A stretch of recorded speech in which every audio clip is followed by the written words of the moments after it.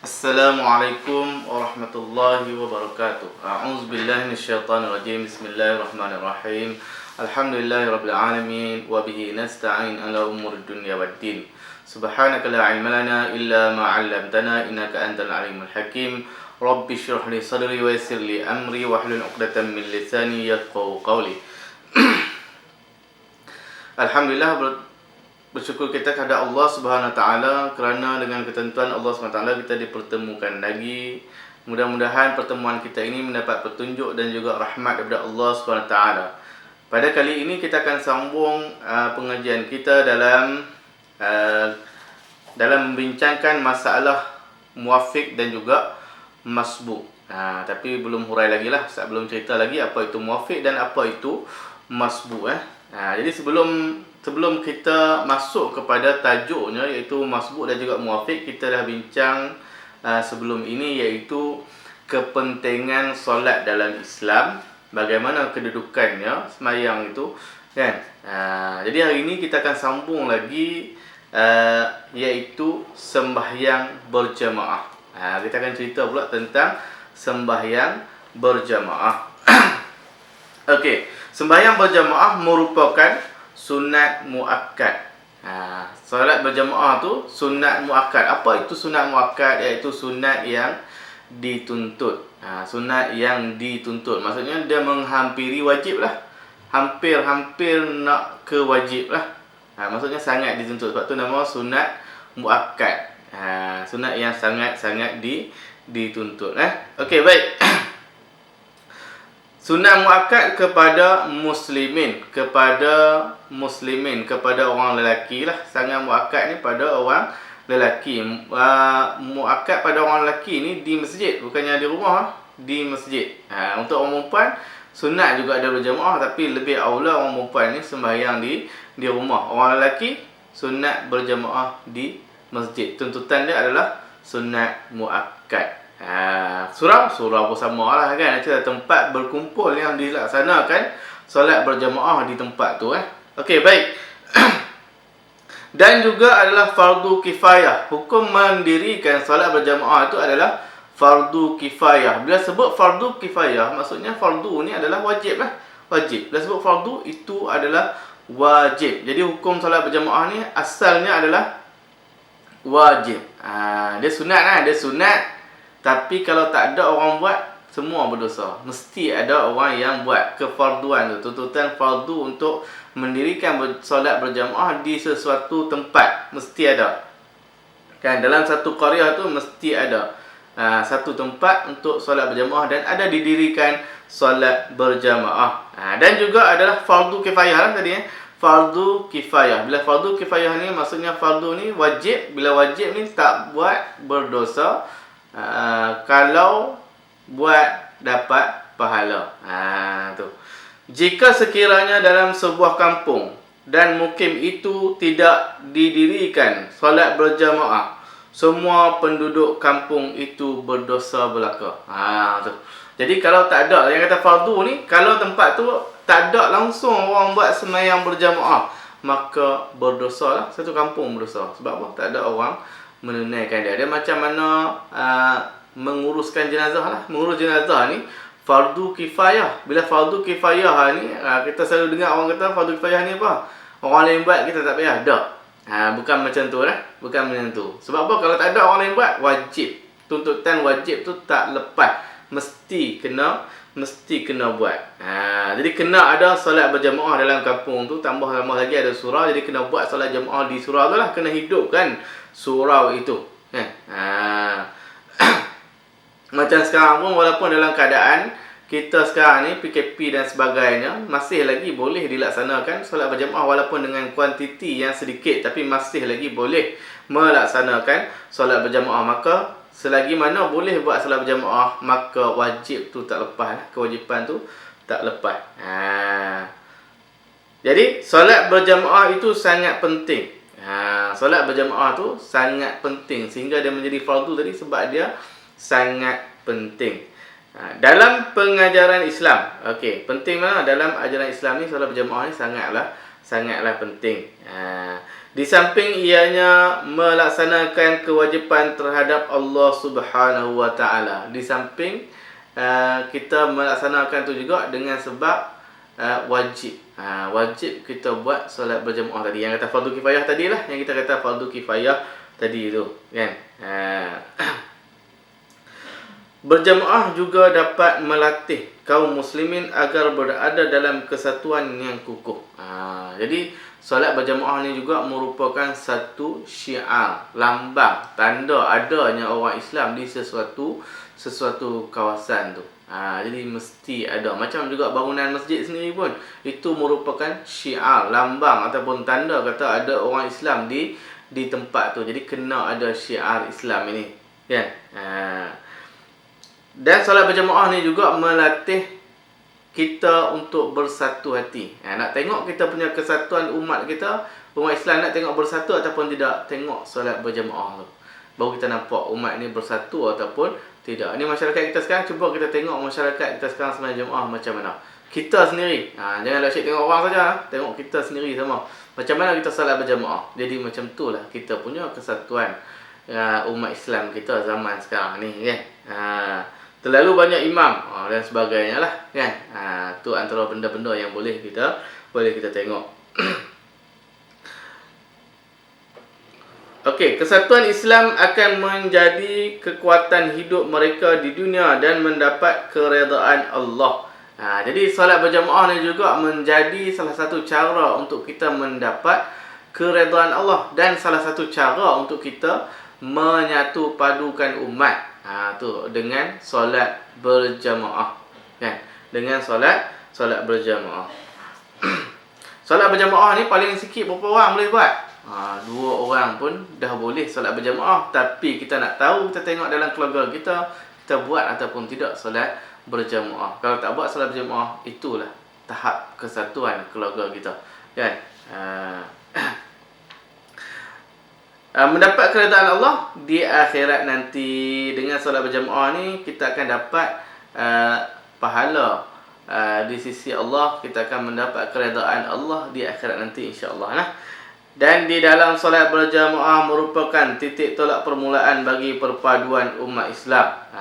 Perpaduan dalam solat itu akan membawa kepada perpaduan umat Islam di luar solat.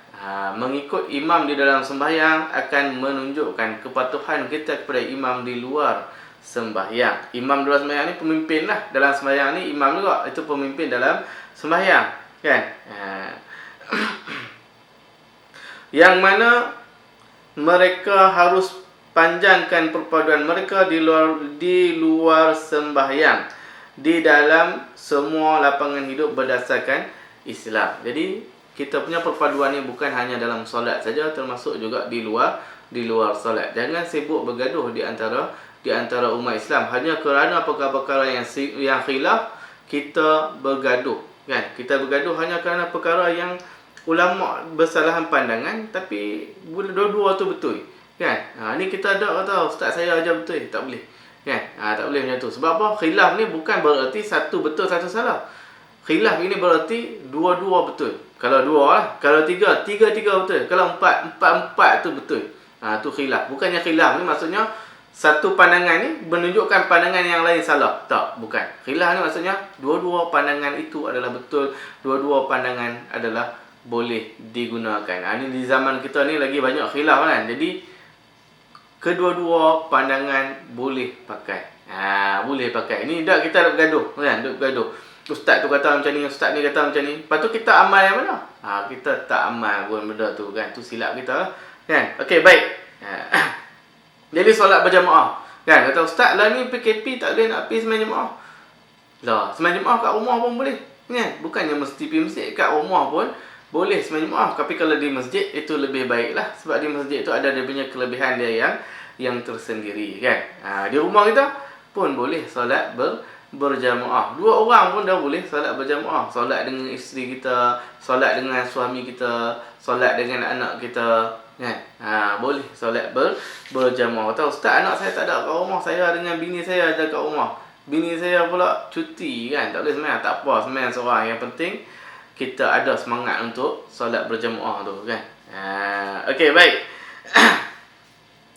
Jadi solat berjamaah ni juga banyak benda solat berjamaah ni ajak kita. Antaranya dari solat berjamaah ni juga menunjukkan kepada kita bahawa Islam itu nak umatnya berada dalam satu barisan, ada dalam satu kesatuan. Nak umat Islam ni bersatu hati, bukannya asyik duk bergaduh saja. Siapa yang menyebabkan pergaduhan di antara orang Islam dengan orang Islam yang lain, tu tunggulah balasan daripada Allah Subhanahu Wa Taala. Kalau satu perkara tu kalau kita cakap boleh menjadikan pergaduhan antara dua orang umat Islam, jangan cakap benda tu, kan? Kalau nak cerita sampai habis. Ni kita cerita khilaf tapi sikit saja, kita cerita satu saja, kan? Patutnya bila khilaf ni dia mesti ada dua ataupun lebih. Bila kita khilaf ni mesti ada dua ataupun lebih. Ni kita cerita satu je, yang mana sesuai dengan kita cerita yang tu. Tak, kita kena cerita semua sekali. Kalau tak tahu, kata ini yang saya cerita ni betul, yang lain pun betul, bukannya yang lain tu salah. Ini tak, kita cerita seolah-olah yang kita saja betul, padahal benda tu bukannya benda yang qat'i, bukan benda yang ulama bersependapat, kan? Itu kata khilaf tu, persalahan pandangan di kalangan ulama, bukan di kalangan kita, di kalangan ulama. Ni kita dok pakai di kalangan kita bukannya ulama, kan? Kita bukannya ulama. Jadi perselisihan di antara kita, dan walaupun dalam segi ibadat tidak dipakai, yang dipakai adalah perselisihan, perkhilafan di antara ulama bukan kita, kan? Ni kita salah, kira kita pula, kita bukannya ulama, kan? Okey, baik. Jadi Islam ni juga menggalakkan kita berganding bahu dalam menjunjung perintah Allah. Dalam kita nak melaksanakan perintah Allah ni, kena bersatu juga. Sehingga kan sembahyang tu pun Allah Ta'ala suruh kita buat sama-sama. Jadi nak buat yang lain pun kena ada kebersamaan, kan? Nak menegakkan kalimah Allah pun mesti ada kebersamaan. Kena bersatu, kan? Baru kita boleh nak menegakkan kalimah Allah. Tak boleh nak menegakkan seorang-seorang, tak boleh, kan? Mesti dalam berjamaah. Pertolongan Allah tu sendiri pun dalam berjamaah, kan? Berjamaah lah, mesti kita berjamaah. Jadi Islam ni tuntut sangat, kan? Jadi kita kena jamaah lah, kena berjamaah. Baru ada kekuatan. Ni dalam keluarga kita tak ada berjamaah, itu tidak ada kekuatan dalam beragama dalam rumah kita. Tapi bila kita berjamaah, barulah ada kekuatan tu dalam rumah kita lah. Okey, baik. Okey.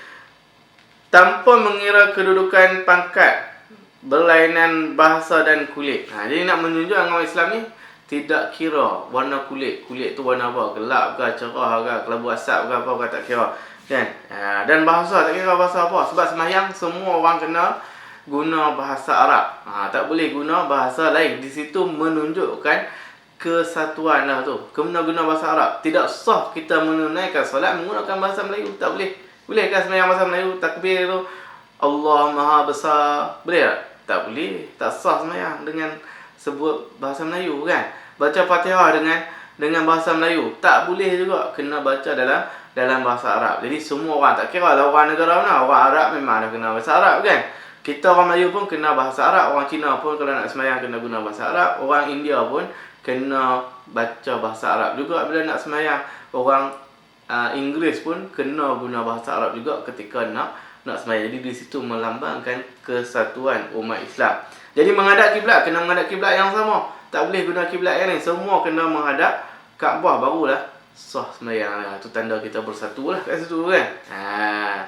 Seperti mana firman Allah Subhanahu Wa Taala, wa'tasimu bihablillahi jami'a wa la tafarraqu.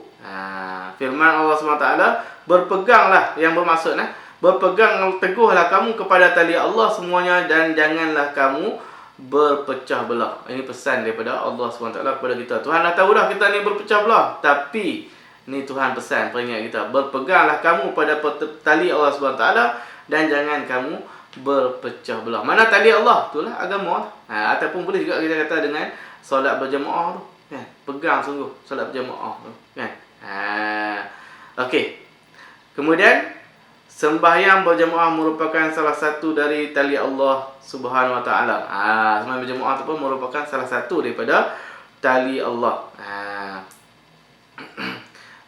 Jadi kita peganglah sungguh-sungguh, supaya kita umat Islam berpegang dengannya dalam hidup setiap hari. Supaya kita berpegang dengan tali Allah tu setiap hari. Kalau kita main tarik tali seorang-seorang, kuat ke tak? Tak kuat kan? Dia mesti ramai-ramai barulah kita kuat. Sampai ada pepatah bahasa, dalam bahasa peribahasa lah, peribahasa Melayu kata apa? Baca apa? Berat sama dipikul, ringan sama dijinjing kan. Macam tu lah, tu ibarat dia lebih kurang macam tu lah kan. Tadi Ustaz tak kena hurai lah kan, peribahasa Melayu tu tadi kan. Jadi Ustaz ingat sekadar itu perkongsian kita pada kali ini. Nanti kita akan sambung lagi pengajian kita dalam permasalahan masbuk dan juga muwaffiq. Wallahu alam. Assalamualaikum.